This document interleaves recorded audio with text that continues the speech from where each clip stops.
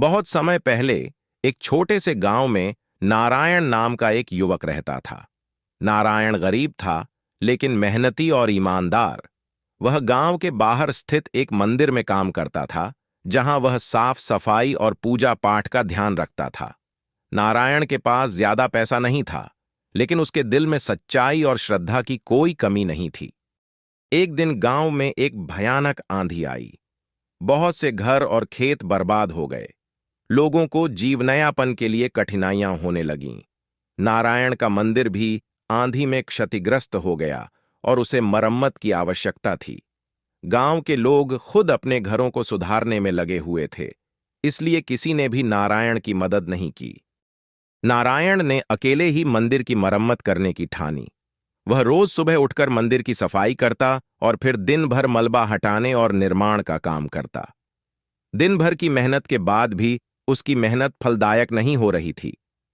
गांव वाले उसे देखते, लेकिन किसी ने भी आगे आकर उसकी मदद नहीं की। एक दिन नारायण बहुत निराश होकर मंदिर के प्रांगण में बैठ गया। उसने सोचा, क्यों कोई मेरी मदद नहीं कर रहा है? क्या मेरी मेहनत और ईमानदारी का कोई मूल्य नहीं है? तभी उसे याद आया कि उसके गुरु ने एक बार कहा था, सच्चा ध्यान और समर्पण किसी बाहरी मदद का मोहताज नहीं होता। जो अपनी आत्मा की सच्चाई में विश्वास रखता है, वही सच्चा साधक है। नारायण को अपने गुरु की बातें याद आ गईं और उसने ठान लिया कि वह हार नहीं मानेगा। उसने मन में ठानी कि चाहे जो हो, वह मंदिर को ठीक करके ही रहेगा। उसने दोबारा अपनी मेहनत शुरू की। इस बार उसके मन में कोई निराशा नहीं थी, बल्कि एक नई ऊर्जा और आत्मविश्वास था। नारायण ने अपने ध्यान और श्रम से मंदिर को धीरे धीरे सुधारना शुरू किया। उसने अपना ध्यान और संकल्प मजबूत किया और एकाग्रता से काम करता रहा।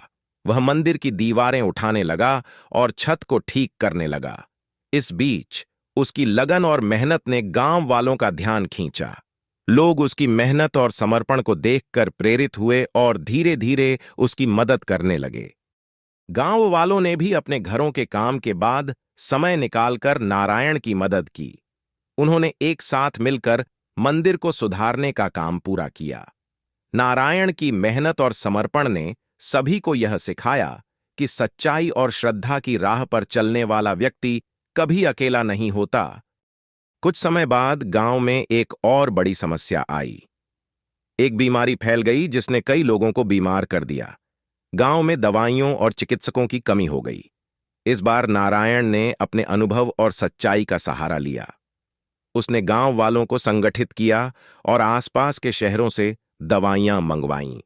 उसने अपने मंदिर को एक अस्थायी अस्पताल में बदल दिया और बीमार लोगों की देखभाल शुरू की। नारायण की मेहनत और लगन ने गांव वालों को फिर से प्रेरित किया। सभी ने मिलकर बीमारी का सामना किया और अंततः गांव में स्वास्थ्य और शांति वापस आई। इस बार नारायण ने न केवल अपने गांव को बचाया, बल्कि एक उदाहरण प्रस्तुत किया कि जब हम सच्चाई और समर्पण के साथ काम करते हैं, तो कोई भी विपत्ति हमें नहीं रोक सकती। बीमारी के बाद नारायण ने सोचा कि ज्ञान का प्रसार करना बहुत आवश्यक है।